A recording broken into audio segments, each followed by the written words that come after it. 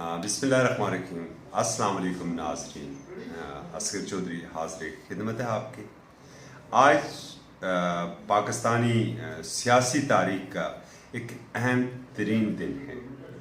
اس دن کو اہم ترین اس لیے میں کہہ رہا تھا کہ ہماری جو ملک کی سیاسی قیادت ہے، جب سے پاناما یا پنجاما ایشو آیا تھا اس قوم کے سامنے، اس وقت سے ایک پوائنٹ آف نو ریٹرن کے اوپر کھیل رہے تھے.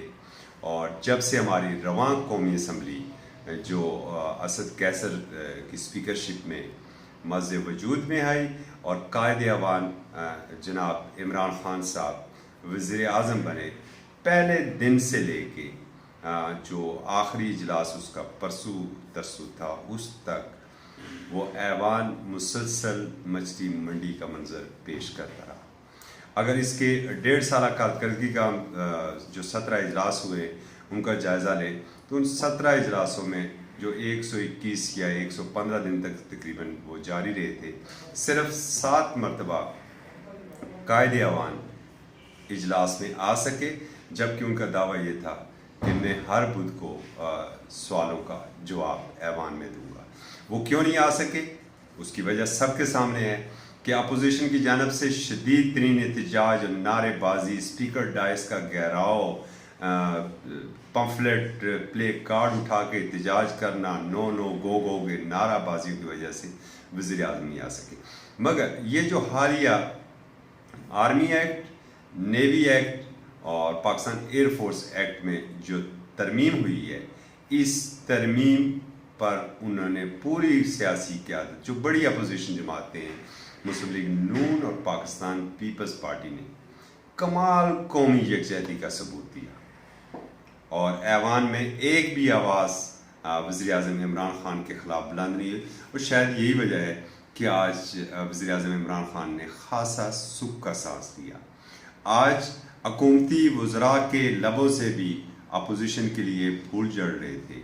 آج وزیر سائنس اینڈ ٹیکنالوجی، مشیر اطلاعات بھی اپوزیشن کی تعریفوں کے پل باندھ رہے تھے. اور فضان راولپنڈی جناب شیخ رشید صاحب بھی اسے ایک اہم ترین سنگ میل عبور کرنا قرار دے رہے تھے، اور ساتھ ہی اپوزیشن کی بھی تعریف ہو رہی تھی. اس قومی اسمبلی نے آج یہ مبارک دن بھی دیکھا کہ کم از کم یہ تو ہوا کہ ایک آئینی ترمیم کے اوپر وہ میری اسمبلی کہ جب اگست میں بھارت نے مقبوضہ کشمیر کی آئینی حیثیت کو ختم کیا اور جوائنٹ سیشن بلایا گیا، اس جوائنٹ سیشن کے اندر بھی ہونا تو یہ چاہیے تھا کہ ایک آواز جانی چاہیے تھی ان کشمیریوں کے لیے.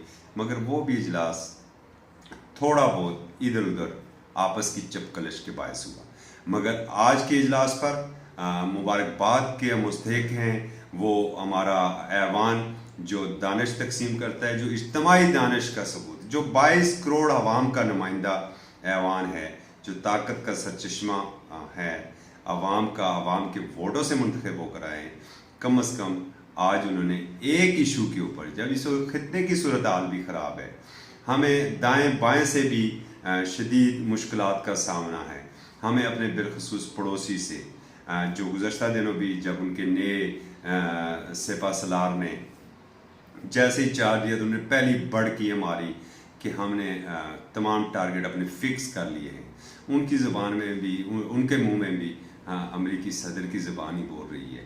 تو کم از کم اس تمام حالات کے تناظر میں یہ ضرور ہوا کہ یہ بڑی اپوزیشن جماعتیں، سب سے بڑی جماعت جس کے پاس قائد حزب اختلاف کا چیئر بھی ہے، مسلم لیگ نون، اور اس کے بعد پاکستان پیپلز پارٹی، ایک پیج کے اوپر آئی. اور آج قومی اسمبلی نے اس بل کو، تینوں بلوں کو منظور کیا. یہی بات ایوان بالا سینٹ تک، انہوں نے بھی اسے کمیٹی تک بھیج دیا.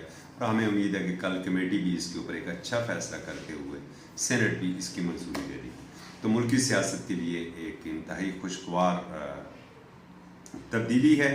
ہم دعا گو ہیں کہ اللہ کرے کہ میرا ایوان اسی طریقے سے قانون سازی کرے ان معصوم بچوں کے لیے بھی جن کو قتل کر دیا جاتا ہے، جنہیں اغوا کر لیا جاتا ہے، ان کے لیے بھی قانون سازی کرے جو سانحہ سائیں وال کا شکار ہوئے. میری بیٹیاں، زینب فریال کے لیے بھی اس ایوان میں کوئی قانون سازی ہو. اجازت دیجیے، پھر ملیں گے ایک نئی رپورٹ کے ساتھ. اللہ حافظ.